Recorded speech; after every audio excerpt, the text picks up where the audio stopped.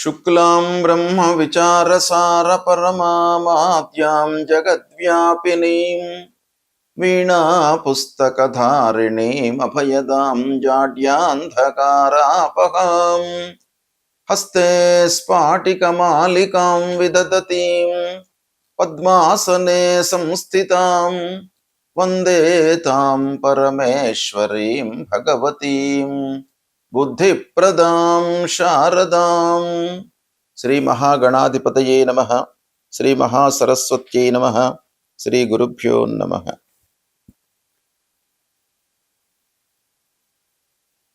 June నెలలో ప్రత్యేకంగా స్త్రీలకు గోచార ఫలితాలు ఎలా ఉన్నాయో తెలుసుకుందాం.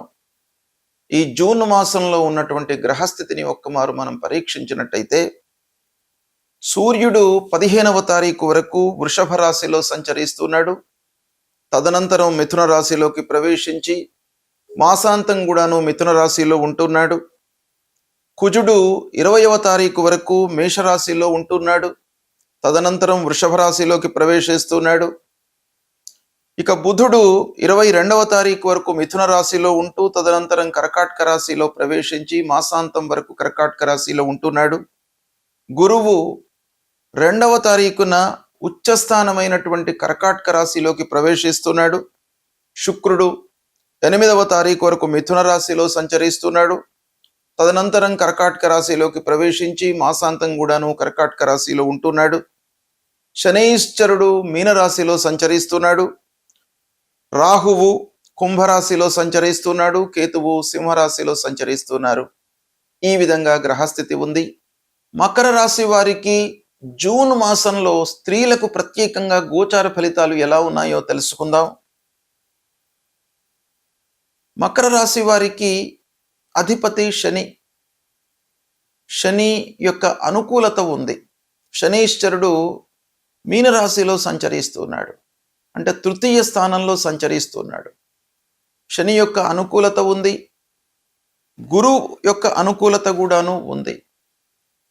గురువు 7వ స్థానంలో ఉన్నాడు, ఉచ్చ స్థానంలో సంచరిస్తున్నాడు.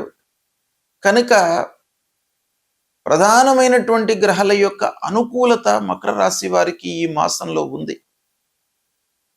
2వ తారీఖున 7వ స్థానంలో ఎంటర్ అయినాడు బృహస్పతి. కాబట్టి దాంపత్య విషయం లోపల మీరు చాలా సంతృప్తిగా ఉంటారు. భార్యాభర్తలు కుటుంబం లోపల సౌఖ్యము శాంతి నెలకొంటుంది. కుటుంబ పెద్దల యొక్క సహాయ సహకారాలు మీకు అందుతాయి. వివాహాది శుభకార్య ప్రయత్నాలలో ఉన్నటువంటి వాళ్లకు ఈ మాసం బాగా అనుకూలిస్తుంది. వివాహం నిశ్చయమవుతుంది. సంతానం విషయంలో ప్లానింగ్లో ఉన్నటువంటి వాళ్లకు కూడాను శుభవార్త ఈ మాసం అనుకూలంగా ఉంటుంది.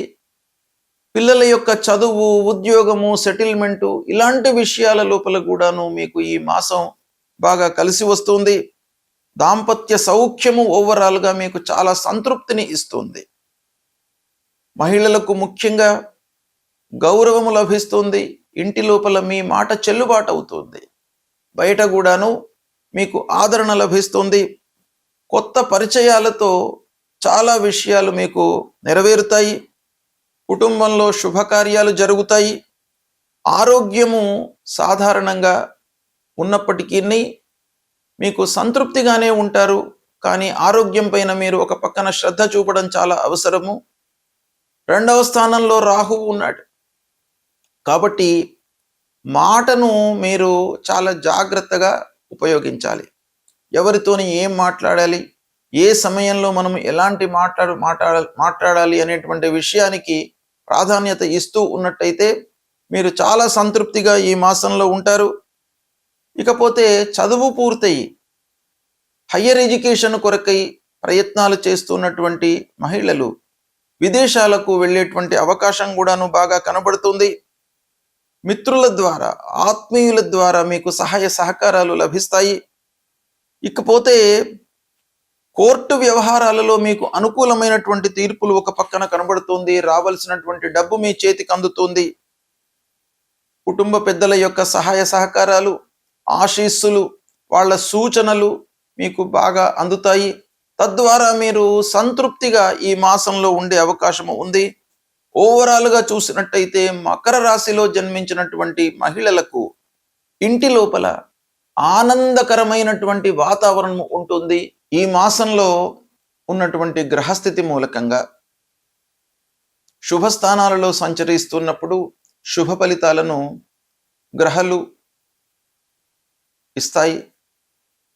అయితే దుస్థానాలలో సంచరిస్తున్నటువంటి సమయం లోపల ప్రధానమైనటువంటి గ్రహములు గురువు, శని, రాహువు, కేతువు, సూర్యుడు, అంగారకుడు, ఇలా ఈ గ్రహములు దుస్థానాలలో సంచరిస్తున్నప్పుడు వాటి యొక్క ప్రభావము నెగిటివ్గా ఉంటుంది. కాబట్టి మనము పరిహారాలు చేసుకోవాలి. అంటే ముఖ్యంగా మనము పరిహారము అనంటే మనము ఏం చేయగలము అనేటువంటిది కూడాను కర్మకు సంబంధించినటువంటి విషయాలు. ముఖ్యంగా శని ప్రతికూలంగా ఉన్నప్పుడు మనం చేసేటువంటి పని మూలకంగా ఫలితం అనేటువంటిది ఆధారపడి ఉంటుంది. కాబట్టి మనము చేసేటువంటి పనులను కూలంకషంగా ఆలోచిస్తూ పూర్వాపరాలను క్షుణ్ణంగా తెలుసుకొని ప్రారంభించడము, అనవసరమైనటువంటి విషయాలను చర్చించకుండా ఉండడము, ఇలాంటివి చేస్తూనే భగవంతుడి యొక్క అనుగ్రహం కొరకై మనము స్తోత్ర పారాయణాలు, పూజలు, జపాలు, దాన ధర్మాలు, ఎవరికైతే అవసరము ఉందో బీదలకు, కూలీలకు, నిమ్న స్థితిలో ఉన్నటువంటి వాళ్లకు సహాయ సహకారాలు చేయడము, ఇవన్నీ కూడాను పరిహారం కిందికి వస్తాయి. పరిహారము అనగానే మనము జపం చేస్తూ కూర్చోవడం కాదు, అన్నీ కూడాను మనకు పరిహారం కిందికే వస్తాయి. అయినంత మట్టుకు బీదలకు మనం సహాయం చేయడం, చదువుకునేటువంటి విద్యార్థులకు, విద్యార్థినులకు పుస్తకాలు ఇవ్వడం, లేదా వస్త్రదానం చేయడం, వాళ్లకు మంచి సంస్థలో చేర్పించడానికి మనకు తెలిసినటువంటి ఆలోచనను పాస్ ఆన్ చేయడం, సహాయం చేయడం, ఇలాంటివన్నీ కూడాను పరిహారమే. కనుక పరిహారాలు ఈ విధంగా కూడాను మనం చేయవచ్చును. సమాజానికి ఉపయోగపడేటువంటి విషయాలపై మనం మనసు నిలుపుతూ అందరికీ సహాయం చేయాలి. తర్వాత దైవభక్తి కొరకై శని ప్రధానంగా మనకు ప్రతికూలంగా ఉన్నప్పుడు శనీశ్వరుడి యొక్క మూలమంత్రం నీలాంజన సమాభాసం రవిపుత్రం యమాగ్రజం ఛాయా మార్తాండ సంభూతం తం నమామి శనైశ్చరం అనేటువంటి మూలమంత్రాన్ని ప్రతినిత్యం చదువుకోండి. హనుమాన్ చాలీసా చదవండి. ఆంజనేయ స్వామి దేవాలయానికి వెళ్ళండి, ఆ శని ప్రభావం తగ్గుతుంది. నువ్వుల నూనెతో అభిషేకం చేయండి. నల్లటి వస్త్రము, ఇనుప ముక్క ఇవి దానంగా ఇవ్వండి. అన్నదానం చేయండి. ఇక గురువు కొరకై గురు ప్రీత్యర్థమై తల్లిదండ్రులను సేవించండి. పెద్దలను సేవించడము, గురు దర్శనాలు చేసుకోవడము, దక్షిణామూర్తి స్తోత్ర పారాయణము, గురు చరిత్రను చదువుకోవడము, దేవానాంచ ఋషీణాంచ గురుంకాంచన సన్నిభం వందనీయం త్రిలోకానాం తం నమామి బృహస్పతి అనేటువంటి మూలమంత్రాన్ని ప్రతినిత్యం కూడాను చదువుకోవడము, ఇవి చేసినట్టయితే మీకు గురువు అనుగ్రహం లభిస్తుంది. ఇక రాహుకేతువుల ప్రీత్యర్థమై మీరు అమ్మవారిని కొలవండి. అమ్మవారి దేవాలయానికి వెళ్ళండి. గణపతిని నిత్యం కూడాను మీరు కొలవండి. గణపతి స్మరణ చేయడము, గణపతిని దర్శించుకోవడం మూలకంగా మీరు చేసేటువంటి కార్యక్రమాలలో ఆలస్యం కానీ ఆటంకాలు కానీ రాకుండా ఉంటాయి. కాబట్టి గణపతిని, అమ్మవారిని మీరు పూజించండి. ఇక సూర్య భగవాను కూడాను మీరు ప్రతినిత్యం ఆరోగ్యం విషయమై, ఆరోగ్యమే మహాభాగ్యం గనుక మనిషి అన్నీ కూడాను అనుభవించాలి అనంటే మనకు ఆరోగ్యం బాగా ఉండాలి. కాబట్టి గ్రహస్థితితో నిమిత్తం లేకుండా సూర్య భగవానుడికి ప్రతినిత్యం కూడాను మీరు నమస్కారం చేసుకోండి. 12 సార్లు సూర్యుడికి నమస్కారం చేయండి. అర్ఘ్యప్రదానం చెయ్యండి. తద్వారా సూర్యుడి యొక్క అనుగ్రహం మూలకంగా మీకు ఆరోగ్యం బాగా ఉంటుంది. ఆరోగ్యము మనకు చాలా ముఖ్యమైనటువంటిది అన్నిటికంటే కూడాను. కాబట్టి ఆ సూర్య నారాయణుడి యొక్క అనుగ్రహము మీకు ఉండాలి. కనుక సూర్యుడికి నమస్కారం చేసుకోండి. వీలైతే సూర్య నమస్కారాలు చేయండి. అది మీకు యోగా విధానంగా సూర్య నమస్కారాలు ఉంటాయి.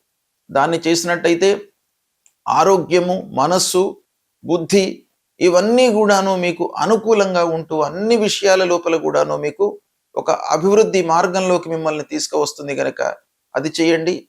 విష్ణు సహస్రనామ పారాయణం చేస్తూ ఉండండి. ఇవి చేసినట్టయితే మీకు గ్రహస్థితి ఎలా ఉన్నప్పటికీ, దుస్థానాలలో సంచరిస్తూ ఉన్నప్పటికీ మిమ్మల్ని ఆ భగవంతుడు అన్ని రకాలుగా రక్షిస్తూ మీకు మంచి ఆలోచనలను ఇస్తాడు. కాబట్టి ఇవి చేయండి. శుభం.